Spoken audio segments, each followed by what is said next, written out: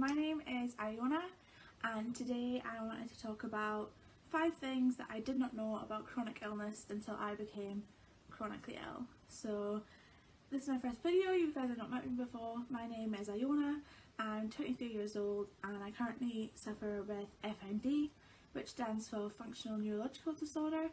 I'm also currently awaiting an ME diagnosis. So that's kind of all in the pipeline. My health has been on and off since I was about 14, but in the past year is when it's really deteriorated. I developed FND in January of this year, and my ME kind of mid 2021, but I've been off work since the beginning of August.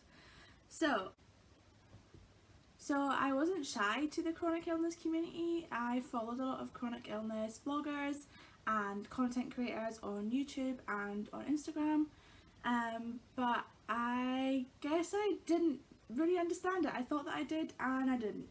And actually a lot of things that I heard, even though I thought I was believing them, it wasn't until I was actually living it that I realised that deep down I kind of hadn't believed these people, which is awful. But I think that's just the internal ableism that we've all got in us. So chronic illness really does mean chronic, which should have been obvious. Again, it's in the name. I don't know why I didn't believe when people were saying that. But yeah, I guess I thought that you had breaks, or maybe, you know, it was kind of like peaks and troughs, and, you know, chronic meant that it came like back more often, but it wasn't every single day. And obviously it depends on the chronic illness that you have.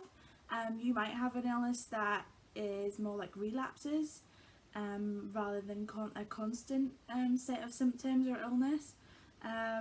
But that is absolutely a possibility, that you can feel rubbish and be sick every day for your whole life, and it's not until you're living that and, you know, you wake up again in pain, fatigued, brain fog, and you go to sleep with these symptoms, and you wake up and you go to sleep, and that cycle continues, that you actually realise, okay, yeah, it is every day. And that brings with it a whole set of emotional kind of baggage, I guess, as you're processing that, and how you are meant to keep going if you're waking up with these things every day. But yeah, that if someone tells you that their illness is chronic, or they have a chronic illness, please believe them. Please believe them if they say they're in pain every single day, every minute of every day. They really are. So yeah, just believe them. And kind of, I guess, in response to that is my number 2. Most advice hurts more than it helps. So I guess this is a hard one to swallow when you don't have a chronic illness, because in day-to-day life, if somebody tells you how they're feeling, or they come to you with a problem, your first instinct is to try and help them and to offer advice. And I know that I did this. I think about when I spoke to people who had chronic conditions, you know, if they told me that they were having a bad time, I would try and come up with things that I thought could help, or I would try and relate it to something in my life. That is just how we have conversations as human beings. But if you have a chronic illness, first of all, you've probably tried everything. You have researched it, you have spoken to medical professionals, you have spoken to other people in the community, you have tried everything that has been offered to you. And also, you've probably heard everything. You've had somebody tell you to try yoga, you've had somebody tell you to try vitamins. As much as you might think that you, as the person given the advice, has the cure and you're going to be able to help them, unless someone is specifically asking you for a solution, or asking, is there anything you think I should try, you don't need to tell them, because first of all, you're probably not a medical professional, and even if you are, you're not their medical professional. Every person is different, so even if something has worked for you, it might not work for them. And most of all, people with chronic illnesses, they hear advice all the time. Sometimes that's not what they need. Sometimes they just need someone to listen to them and empathize with them. You don't have to come up with a solution. You can just be understanding and try and comfort them for what they're going through. Number 3 on the list is, the world is so ableist. I'm actually a bit nervous to say this sentence because I don't know if it's ableist or ableist. I'm saying it wrong, I'm sorry, that's my own ignorance. I don't know which pronunciation it is, but we'll go with ableist just now.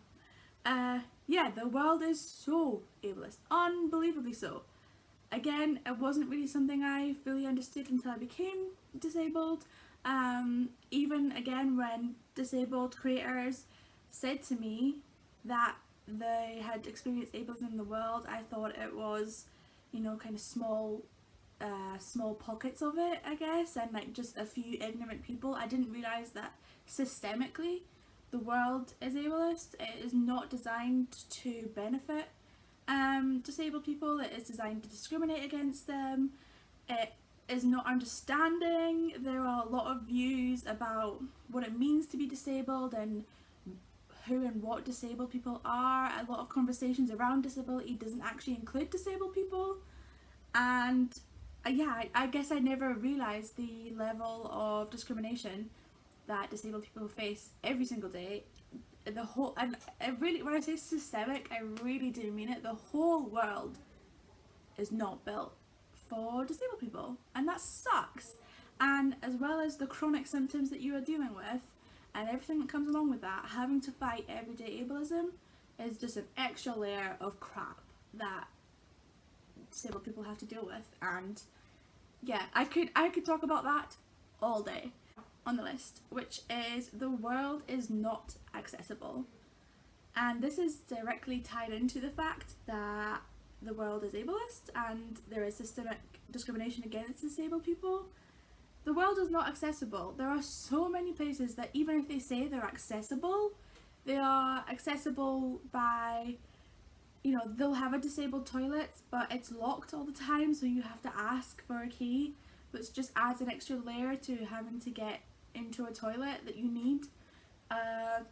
They can say they're wheelchair accessible, but they'll have like a step to get in, or their ramps will be closed off, or there's just so many things that, because the system is designed to go against disabled people, spaces are not created for them. But yeah, it sucks having to think about that before you can go out. You have to think about, if you're going to a bar, am I going to be able to reach the toilet? If I'm going to a museum, am I only going to be able to see half of it? Yeah, it's an extra layer that you, unless you are disabled and unless you have issues accessing things, it's genuinely not something I ever even thought about. I never looked to see where the disabled toilet was. I never thought how many steps it took to get into a place.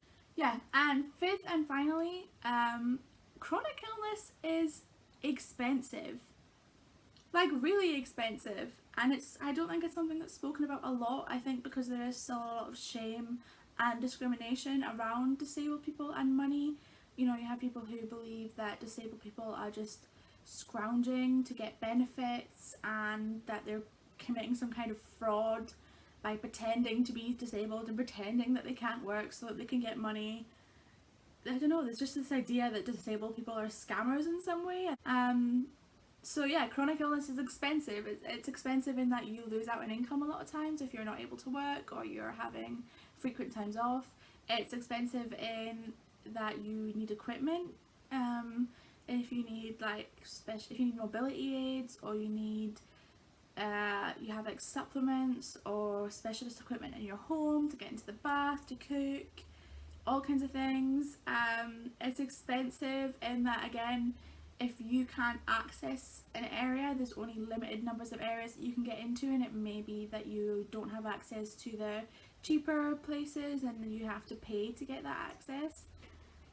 Yeah, it's expensive, and you don't even realise how much money chronically ill people spend every single day until you become chronically ill and you realise that, oh, I'm the one that has to pay for this. And if I want to be able to, I don't know, clean my bath or chop vegetables in the kitchen, I'm going to need a piece of equipment and no one's going to pay for it for me, so you kind of don't have an option. So yeah, again, another layer of things that chronically ill people have to deal with. I'm aware that this list might seem a little bit ranty. I guess I have a lot of feelings about this. I would love to create more chronic illness content.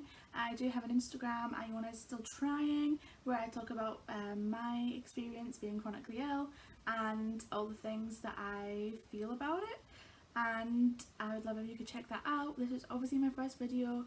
I have no idea what I'm doing, I'm learning as well, so if you could subscribe or like or give comments, any kind of feedback, I would love that. If there's anything else you want to hear, if there's anything else you'd add to this list, this is definitely a shortened version. I could probably make so many more of these, but this is the top 5 things that I did not know about chronic illness until I became chronically ill. Thank you guys so much for listening, and I'll hopefully see you in my next video. Bye!